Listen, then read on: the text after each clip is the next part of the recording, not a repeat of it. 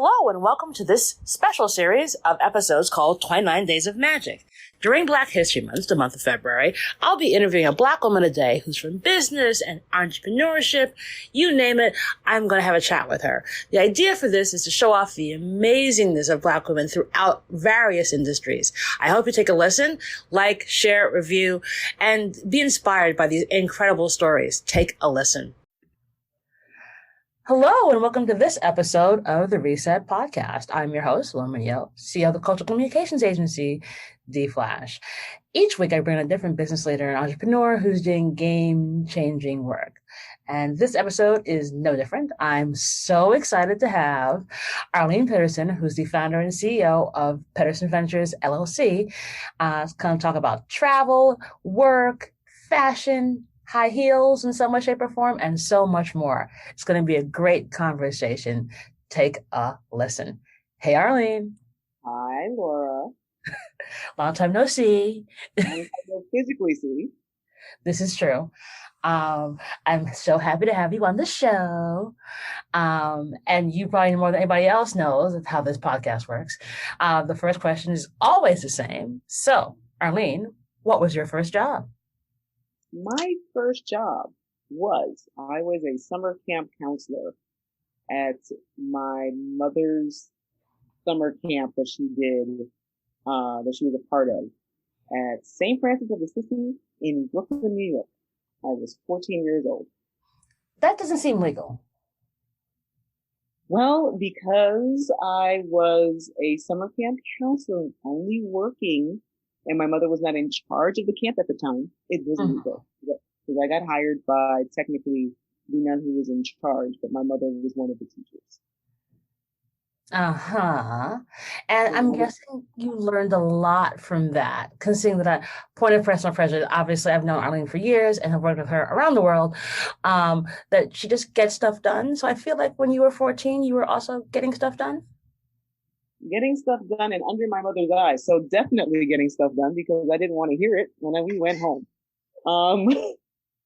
Really, I enjoyed it because it gave me my first taste of responsibility outside of the house, outside of some chores.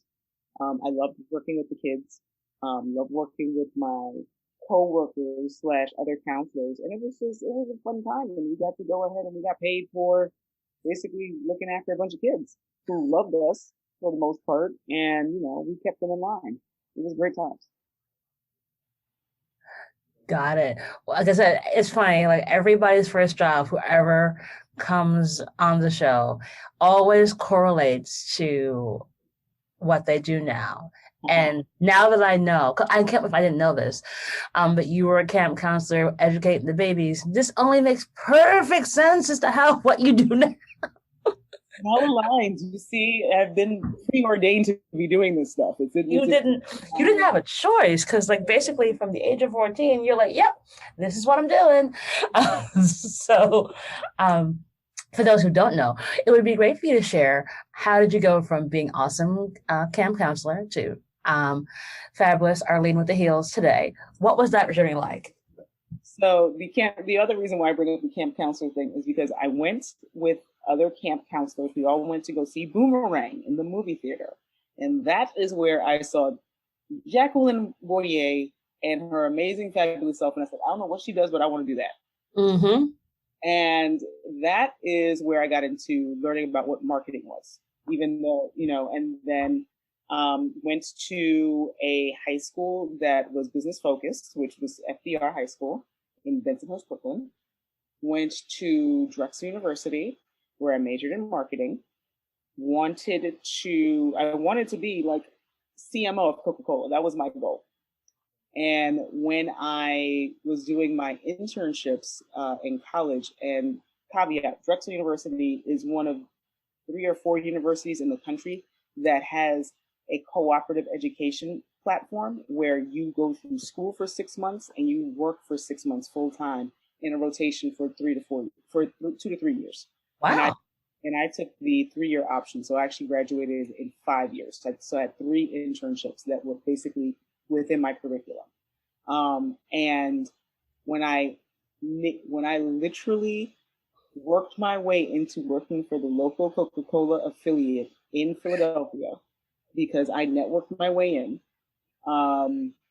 That's where I discovered experiential marketing. That was the department that they put me in. They were like, you just have a natural knack for this.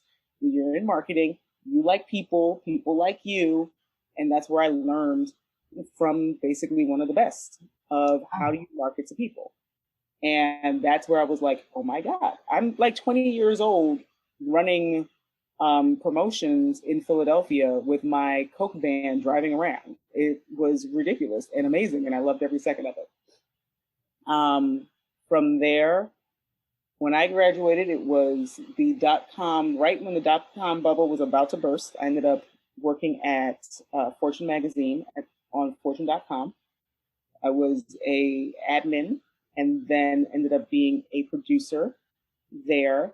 Then .com bubble burst, got laid off, and that's where I started working for myself. The quarter life crisis, in case no one has ever said this, I'm going to say it right now, somewhere around 23 to about 27, 28, when that first round of, well, I've done everything I was supposed to do. Why isn't everything like aligning? I don't have a job. What's happening here? Whatever. I decided to go and take my actual really first love, which was fashion, talking to friends. Again, I'm a very friendly person. I had friends in every genre of industry, and a friend of mine worked in the music industry. She was like, well, I know somebody who's looking for a fashion assistant, and ended up working with Misa Hilton and Groovy Lou, who are two of the hip hop architects, fashion architects. And I was one of their fashion assistants at the Source magazine. So I got to be in fashion. And I loved it. Did it for about a year and some change. And then there was the point where I was like, I have a degree. I don't want to do this anymore. And then a friend asked me if I was interested in helping her out, who was working at Uniworld, which is one of the Black-owned advertising agencies. She was going away for 3 months and needed somebody to cover for her. And I came in, I interviewed, started working as an event manager at Uniworld. And that's how I got into advertising. All of this happened literally because of two things. One, I have a curious personality. And two, I have no problem getting the work done. And it legitimately went from working in fashion to I'm tired of doing this to moving into advertising. I've been in multicultural advertising ever since. And Laura mentioned about the whole babies thing. Here's how we get into the full circle. 2014, another mutual friend of ours, Mary Pryor, hit me up, was like, hey, you wanted to teach, right? Well, FIC is looking for an adjunct professor in the marketing department. And I was just like, this is one of my life goals, is to be a professor. Totally. And I taught at FIT for 5 years, teaching marketing and advertising, the 101 class, basically, PR, marketing, advertising, and events management. And then been here working off and on for myself, different stints in different ad agencies where I work full time, but pretty much doing multicultural and or focused marketing. It's funny. I mean, because obviously I know you well, but it is really awesome to hear your story. And you do not give yourself enough credit. Because I think one of the things that makes you so unique is that you speak the language of wherever you go. And that is something that is difficult to find when working with teams and producers. Because you can be dropped into any weird situation, which I have put you in many, and you're like, okay. I have been, that is for sure. I was like, hey, Arlene, you want to go and figure out how to get a whole bunch of books to a bunch of independent bookstores in the middle of nowhere and have them all do the event at the exact same time all around the country on a Saturday before Mother's Day? You're like, okay. Sure. Basically, I've always been curious. Like, I like challenges, which thank you, Laura, for providing challenges consistently. I appreciate that. Also, I love the other part, which we didn't get a chance to get into, which I will, is I love to explore. I love to travel. Mm-hmm. And um, basically being able to figure out how to bring an experience to people in real life for them to either touch the product, smell the shampoo, feel the makeup on their face. Those are things that I really enjoy doing because that is what resonates with the consumer. And, putting my pseudo militant hat on, I want to focus and really do have, and I've been blessed in focusing on the African American and Latino communities, which is where my background is. I am Afro Latina, and I have been that person who's been out here talking about, "Hi, we exist. Hi, I am not an oddity because you just don't understand that Black people speak Spanish and we come from different countries." My parents are Panamanian. My parents came to this country, to make sure we had better lives than they would have been able to give us in Panama. And, my sister and I are very thankful for that. When it comes to the travel aspect, I've always loved to just, pick up and go. I literally chose my university. I was between the University of Miami and Drexel University. And I chose Drexel because I did not want to be super far from home, but far enough that my parents had to call me before they came to see me. So, because originally I wanted to go to UCLA, and then I was like, "Ooh, that's 5,000 miles. That's a little too far for me." And with that, traveling, loving to explore all of that, and doing events, doing promotions, things like that, it actually ended up morphing into part of what I do with my company is creating cultural travel experiences for clients. So I focus on the carnivals. So Trinidad Carnival, Jamaica Carnival. I can put you on a beach with a mojito and call it a day. That's perfectly fine too. But my focus is cultural travel. So we go to Carnival, but it's not just about we putting on pretty feathers and in a bikini and running around the street. It's you learn about the culture, you learn about the country. And my clients come back to me because of that. That's one aspect of what I do. The other aspect of what I do with my business is creating beautiful experiential opportunities. Laura is one of the partners that I work with. I've been doing work with, when I was in the agency land, I helped create My Black is Beautiful. Taking that from 13, 14 years ago is now morphed to me doing a similar experience for Unilever at Essence 2 to 3 years ago. And all of these things basically highlight women of color in a light that is positive. That is all I want to do. And people, you don't get highlighted the way you should be. And it's not because you don't have the stories. It's just that mainstream media chooses to highlight what they want. Well, yeah, it's one of the things that I adore about you is that you take on the projects that make us be as fabulous as we all should be. And I've made this joke repeatedly. Like, I won't do any trauma porn projects. Like, if it's about the struggle and how difficult things are, DF and me are not the place for you. And you're similarly where you are about making the world see us in our beautiful senses, which is why, your obsession with shoes is fascinating to me because your shoes tell a story. And I'd love for you to talk about that because I think, especially now, because remember when we met, I was like, okay, even now when it's cold, you're wearing these shoes. And you're like, yes, I am. Yeah. But how they tell a story. So shoes to me have always been a way to express myself, even if you can't see me or you don't get a chance to talk to me. You will say something you will see the statement that my shoes make. I love stilettos. I love wearing high heels. I also recognize not everybody can do that. That is perfectly fine. I am not trying to put everybody in a 4 or 5 inch stiletto. That's not my job. But what I do want people to recognize and realize is that you have an opportunity to express yourself even when people don't get a chance to see you. And that's why fashion is also so important to my identity, but not necessarily controls me. It is about you see who I am and how I present myself from the shoes up. And it actually is something as, this panini, as I like to give the pandemic its nickname. Panini for you, okay. Or the Panera, or whatever else I can Panorama. Whatever else I can call it so I can get a chuckle. My family my ancestors, they come, like my grandmother was a seamstress. My uncle was a tailor. My father prided himself on how he presented himself. My mother very much so, even though she's more laid back, she's very much like, we're not doing certain things because it's just the way we're not doing it. And, I thoroughly enjoy the space that we're in now, where more Black designers are getting featured and getting seen. My recent birthday purchase was a pair of Amina Jamil high heel sandals with a big bow on the side, which are very distinct. But again, it's something that made me happy.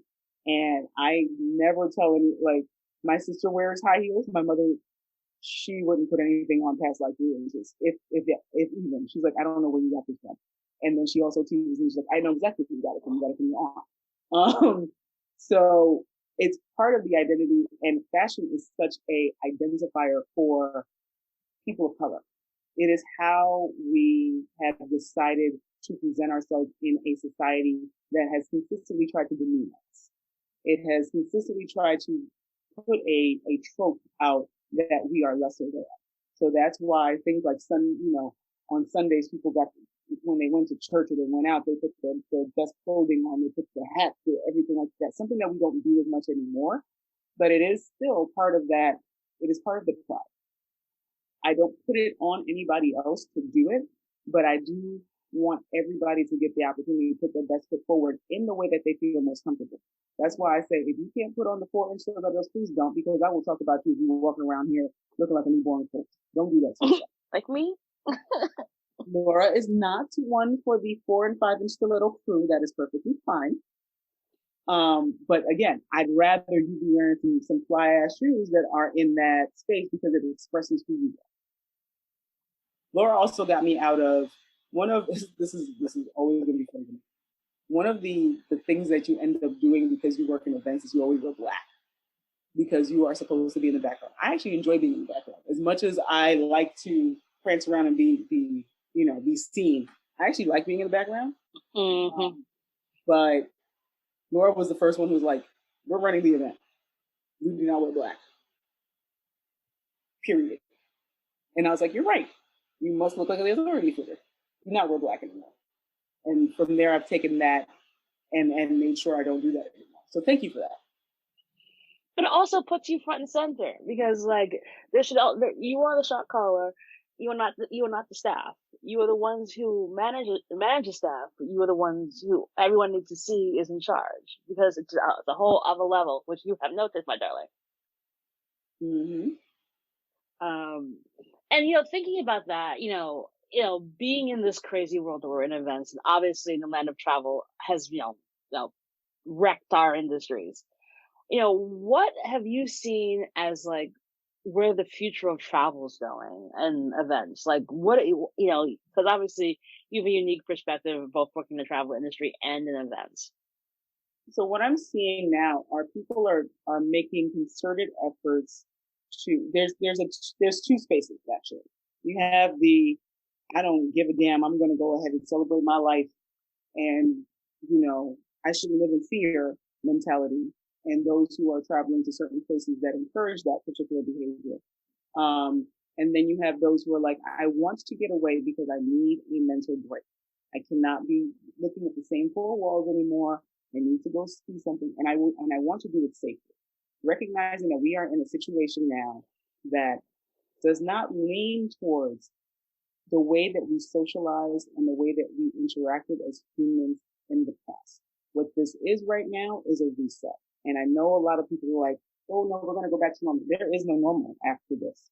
This is going to be who we are now. We will have to get to the point getting used to wearing masks, but it's also, we have to get used to the point of being around people in a deliberate sense, no more of a happenstance. So that's a little bit of the disconnect. This week, it would be Carnival Week for Brazil and Trinidad. There is major, what we like to call Tabanca, which is the memory and reliving the memories of Carnival. going on for people. And because it's such a it's ingrained culturally in the countries of Brazil and Trinidad, it's really hard to reset yourself. But what I have been seeing now are, you have your free concerts, you have the live streaming, you have the concerts that are taking place outdoors, so that way, you have more space. But you can't pack in 10,000 people now. You're going to pack in 500. So it's more deliberate now that I'm seeing when it comes to travel and when it comes to events. No more is it this, I'm thinking about doing things a certain way. Where I could just kind of hop in and hop out. And those who are doing it that way are getting penalized, whether it be the social shaming of travel online, which certain aspects of that I understand, but others, people are going to make their choices. So at this point, you telling somebody, I can't believe you went to Tulum. Mm-hmm. They already went. Well, it's their money. They choose to go ahead and go someplace that way. That's their business. However, if someone decides that they're going to go to Mexico, go to another point of like Costa Rica to go ahead and recharge, you're not going to give them the same status. You're not going to give them that same negative that you would to somebody who's clearly going to like a Tulum because they want to recover. So the choices are yours when it comes to events. I do encourage those who want to travel because first of all, it is necessary. If you are able to travel at this time and you are comfortable with the restrictions that are currently in place, such as multiple testing, the potential that if you do end up testing positive when you're overseas, you may need to extend your stay. I have unfortunately heard some horror stories, and there's actually one going on right now, for people to understand that this is still a privilege to go and visit another country during this time. So you have to put the precautions into place. If you feel the need to do it, and you feel the need to travel, I am going to be the last person to discourage you. However, I do make it very clear, even when my potential clients are like, I think I want to travel. I'm like, have you been tested? Have you tested multiple times before you even call me? When you decide to book, you have to provide me with a test. Just so, because in my conscience, I'm not going to sell you someplace or try to get around restrictions, because I have to live with that. For instance, I've told you this before, but I'll tell the crowd here that's listening to us, I don't sell DR. I do not sell the Dominican Republic. That is my personal stance. I don't do it for my reasons, which is the way that the Dominican government currently treats Haitian Americans, Haitian Dominicans in the country. I refuse to go ahead and support the country through tourism in that capacity. That's my choice.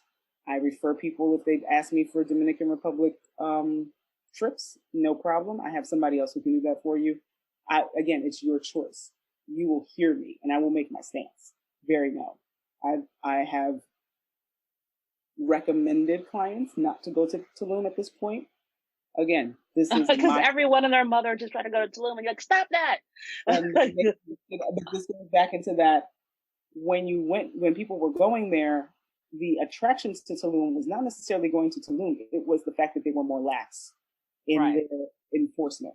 So you wanted to feel like something back to what normal is, but that goes back to my original point. We no longer have that experience.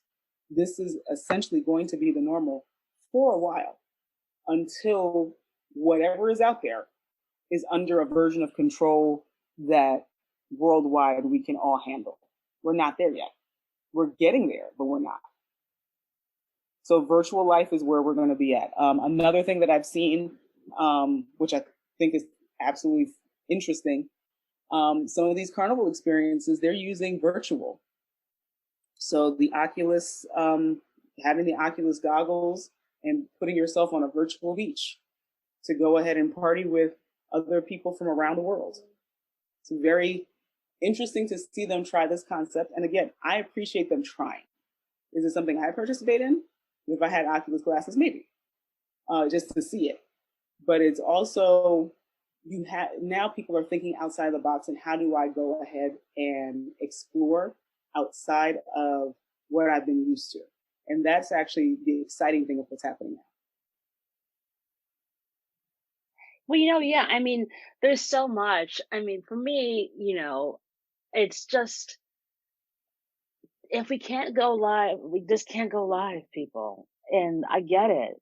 And if you make the proper precautions, then no one should shame you for it. But I also don't think you should be all over the Instagram, like basically saying, haha, look at me, you all are stuck at home. Do what you got to do. And then, be cool about it. Like that's been my whole thing around this. It's like, you got to get out of here, because it is obviously extremely difficult. I mean, I haven't been on a plane in almost a year now, and it's hard. This was before all this went down. You were on a plane every other month. Exactly. I looked at my my iPhone has all of my like plane tickets for the with the boarding passes, and I looked in the other day, and it was just a stream of, and I was like, I didn't realize I traveled that much. But like, it was going back 9 years, and I had been on a plane pretty much every other month for 9 years, and so to be home, has afforded different opportunities, but it's definitely difficult. But I'm also like not crazy, and I understand the universe that we're living in, and I wish more people would just understand that it will get better, but it's something we all have to kind of go through. Yeah, and it goes into the mentality of, it's about us, not about yourself. So it's the consistency of being focused about, hey, I'm a healthy woman. I should be able to run around or wherever I want. However, I want to see my mama. So what does that mean? Sit my butt home for a little while. That's what that means. That's all it means. That's all it means. Just a lot longer. For the love of God. A lot longer. It's okay. It sucks. It's officially a year, because this all started going down when I was in Trinidad last year. And I remember looking at the news reports when we would get back to the room, like, this is interesting. It's going to blow over. Oh, I don't know if it's going to blow over. Oh, it hit New York. Okay. And we've shut down. And we're done here. Right. So it goes back into that whole, like, didn't expect it to now where we are. So it's like, okay, we know where we are. Now it's going to go back. How we change and how we morph and how we move forward is really what's going to be the interesting part. Exactly. Thinking about all that and growth, can you talk about a time where you're like, okay, this challenge is insane, I'm never going to find my way through it, and then you did? Looking the back, affirmations are not allowed. Say it again. The affirmations are not allowed. No, the affirmations are allowed. No, there's one event. No, seriously, the last activation I did for Essence, that was more challenging than I was expecting, just because they were just things that were going on behind the scenes that, unfortunately, the group that I was working with, we didn't have control over. And that, I think, was the most frustrating part. Where, working with clients, all of us know and understand clients can be challenging. Clients have their demands. They want certain things to happen. One thing that was challenged of me was to create basically a whole new activation within the activation a month before we were supposed to be in New Orleans. Like, final renderings had already gone to the convention center type stuff. And I'm like, wait, what? You want what? Of course, I pushed back, but it's the client. So had to make it happen. It turned out great. It ended up turning to be a focal point, and consumers were really excited about what we ended up doing. But really, that ends up with almost every challenge. And that's what I appreciate about, once you end up working within this system, not even this system, just working for yourself in general, figuring it out. That's where it is. One of the things that I fall back on is, like, I was really great at algebra. Like, innately, I could figure things out, like A plus B equals C, whatever. But algebra teaches you to look for what that X is, right? How do you fit it in? And what's the number? So I'm good at that, and I take that to be able to like take that to the clients, take that to my consumers, take that to customers. How do I give you what you're looking for? Understanding that I have to, there's going to be some mining that has to happen. But at core, I want to give everybody the best experience that you can get for what you can afford. And also, you may not be able to afford me. That's fine. I will refer you to somebody else.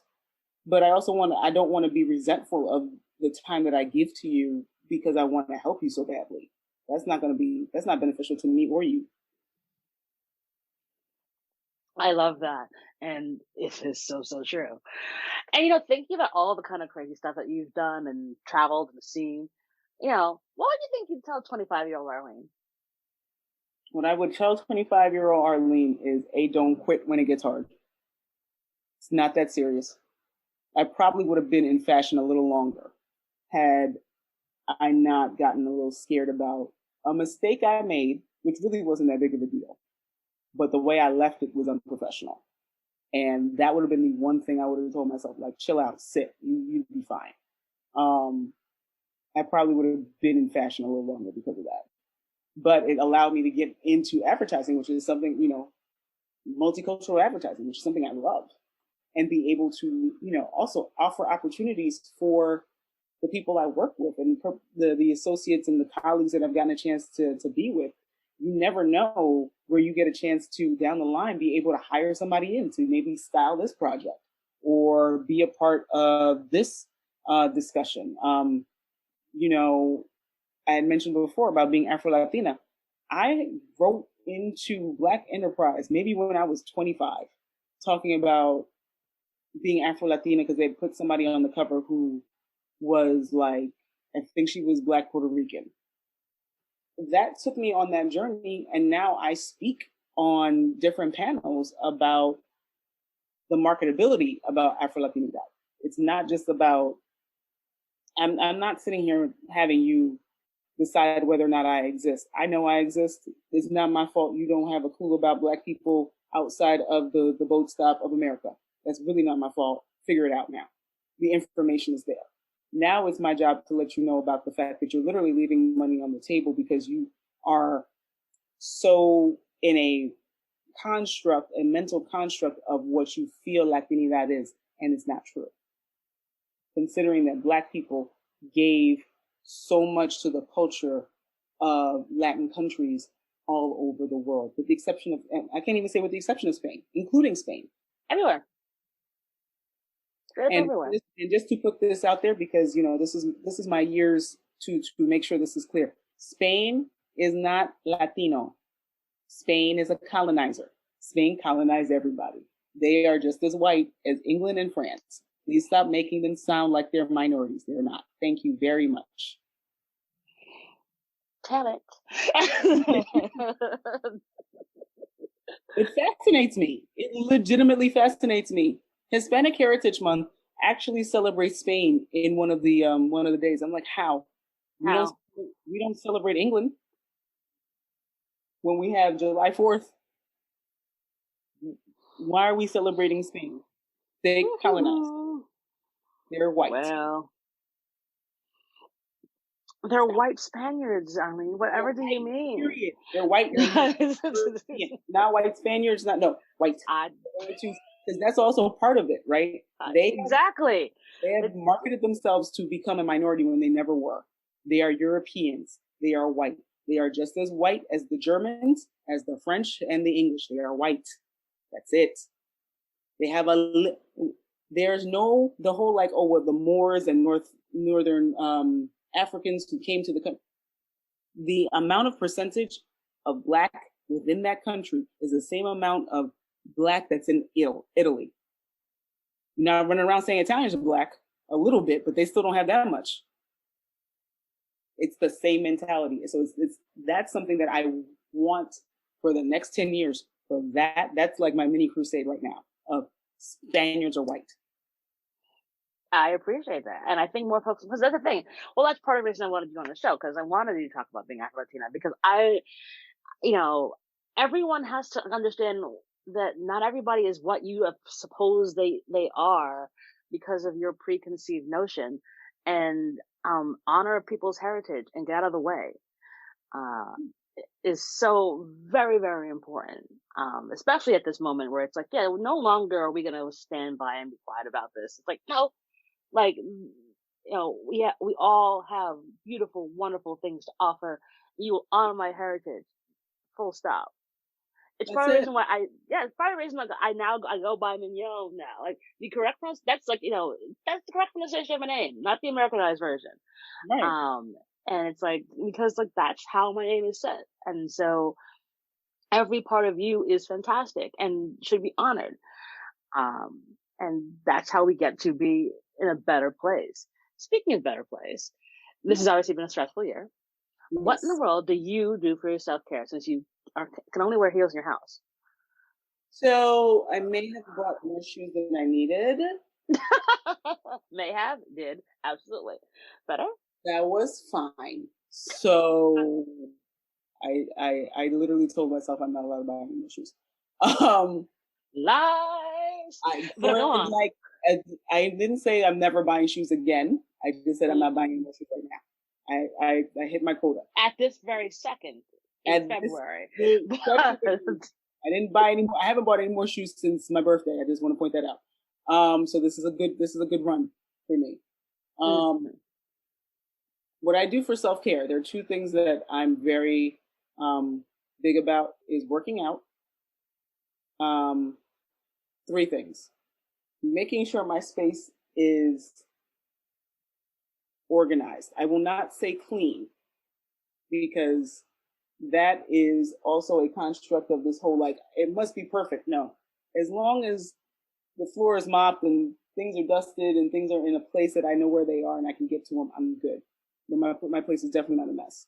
And also therapy. We have been programmed to believe to hit certain milestones and certain things, and being a child who was deemed as gifted even was a thing, because that's an internal stress level that you have to deprogram yourself from. We all have been programmed into this mentality of I must do certain things. So I work out 5 to 6 times a week, whether it be a hardcore, high intensity workout or just walk around the block for 30 minutes. I make sure I move. Laura was one of my cheerleaders when I ran the marathon 2 years ago. That was a goal of mine, but I never would put on somebody to be like, you should run a marathon. That's not realistic. But what you should do is try to move. Get up and walk for 10 minutes, walk for 15 minutes, bit by bit. I didn't start running marathons overnight. That took me almost 15 years to get to the point to run to a marathon. So it's also giving yourself realistic expectations. And going to therapy allows me to also not put myself under so much pressure.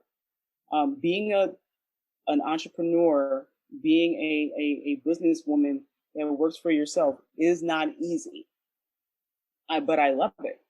Opportunities still do come for working full time, and I do look at them, and I'm totally about whatever the right opportunity is that allows me to bring all of my experiences into one place where I can be my authentic self. I can be militant when I need to. I can pull some receipts and literally school you. I am very good at teaching. But you will compensate me for that.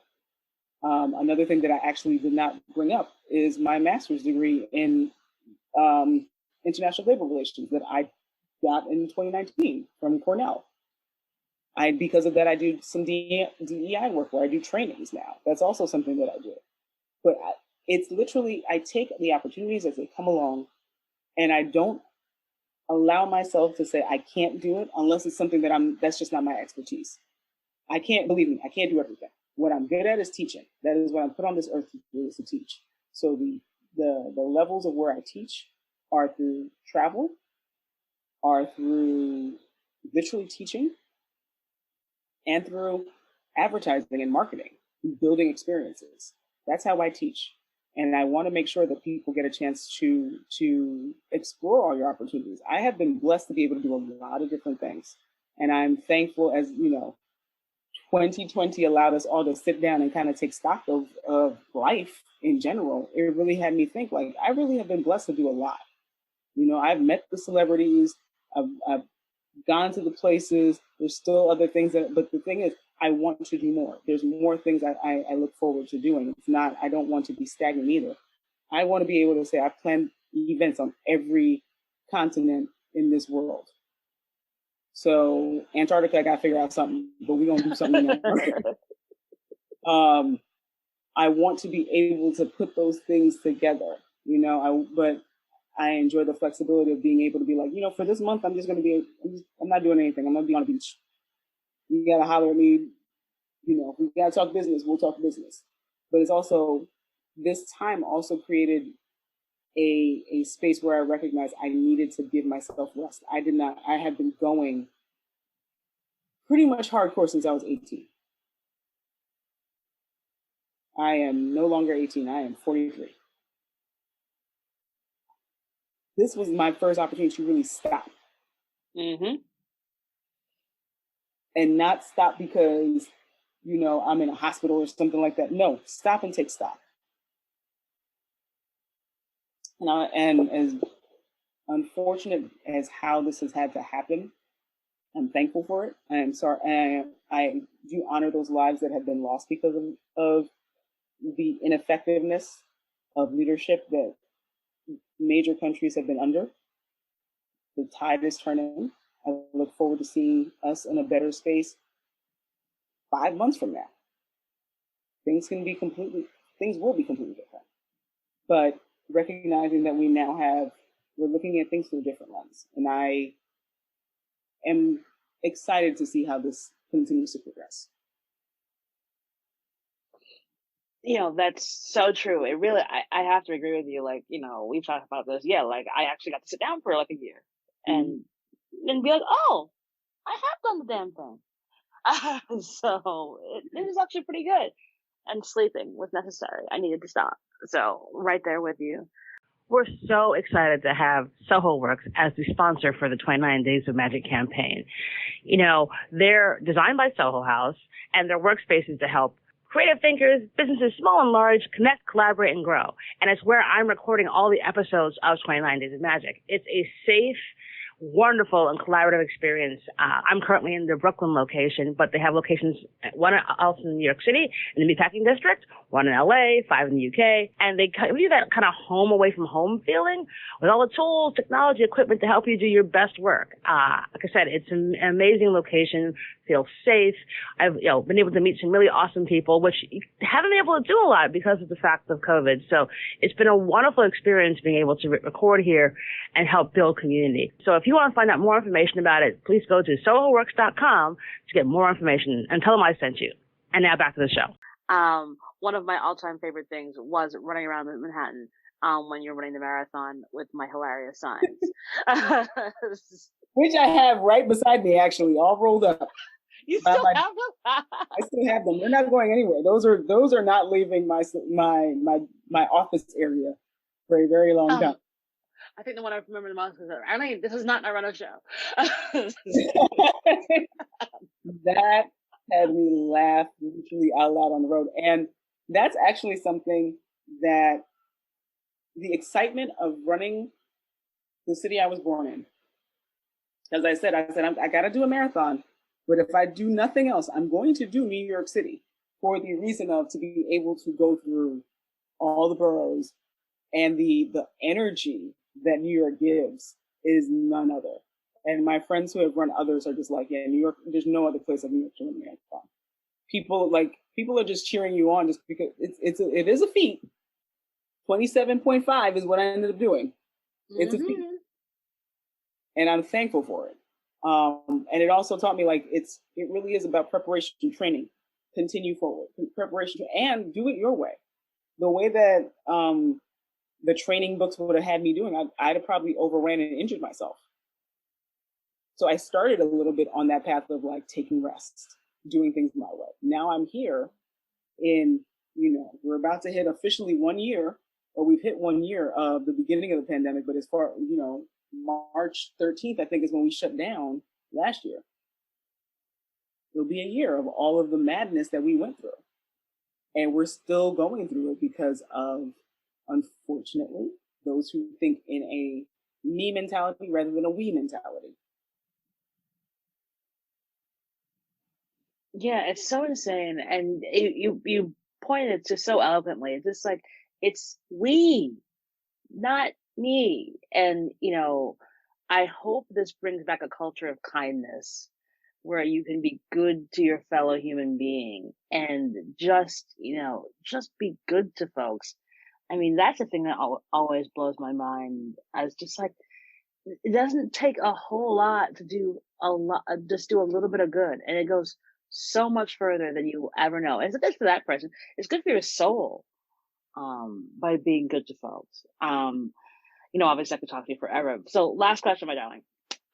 Do you have a give and or an ask of the audience? My ask of the audience is for you to take stock of everything you said you wanted to do and start doing it. There really isn't anything you can't go ahead and do. You want to be a fashion designer? Go do it. Everything is available for you to go ahead and do. There is no, I've been able to basically have about 7 different careers in the 4 decades I've been on this planet. That's awesome. And if you don't, and if that's not your thing, that's also fine. But take stock of what you wanted to do. If all you wanted to do was sketch all day and draw in your little book, or you wanted to design some clothes for Barbie, take that. Live in that joy of the simplicity of doing something that just gives you joy. It doesn't have to necessarily make you money. That's also something that I am not a fan of when it comes to this now. Like, you gotta make this money on this culture and, flip this, flip that. Not everybody's built to do this. Please don't go ahead out here and do stuff that it's not for you. If you are great at your career, bring somebody up who wants to do these things. If you have been working for the government for the last 20 years and you see some young man or some young woman who looks like you, who wants to do what you do, bring them in. Figure out a way to help them. I really wouldn't be where I am if it wasn't for friends, colleagues who thought of me highly enough to recommend me for things. That's how I've gotten where I am. Not because, I'm amazing and I have all these great degrees and all that stuff. You can have 16 degrees. If you're a shitty person, you're a shitty person. Bingo. So, and you're not going to get recommended. But the attitude, you mentioned this, and I've heard this about myself a lot, is that I will get it done. And if I come to you saying I can't figure it out, it's because I went through A through Z and probably A squared to D squared, and I'm like, okay, I've run out of gas now. I don't know what else to do. I'm in that capacity. I'm tenacious in that. I'm also not perfect. I can forget things. I don't remember stuff all the time. But I'm also building in those, and I've built in some of those catch-alls to make sure I don't lose everything. So that's the one thing I would say back to the audience. Do what made you happy when you were a child. Bring somebody up. So because, we're not living in a, I'm Gen X. Gen Y and Gen Z are coming up behind us, and they are a mess. I got to see that personally. Working and teaching them. They're a mess. They just want somebody to basically reach out and be like, you got this, it's okay. Just the same way you did when you were their age. You want somebody to be like, it's okay, you can do this. Those little voices of confidence really, truly help somebody get to that next level. Perfect. Wonderful advice. And so very true. Like especially at this moment, it's just like people do what makes you happy. And I think this podcast has been such a gift because it gives me the opportunity to talk to people who I adore and admire. And so it's just a joy to have you on the show, Ms. Pitterson. Thank you, Ms. Miggy. I appreciate you. So if you want to pick up Arlene, I'll put her details in the show notes. You can ask her about running or biking or high heels. Oh yeah, that's I do bike too. I can't stay still, y'all. That's part of my other thing. I really can't. If I stay still, no, she really cannot stay still. She really cannot. I forgot about the biking. Yeah, she rides bikes faster than I do, but I'm getting there. But absolutely, I mean, I'm just so delighted to see how wonderfully full circle you are in every single thing you do, and you're just fantastic and one of my faves. So with that is our show. Thank you.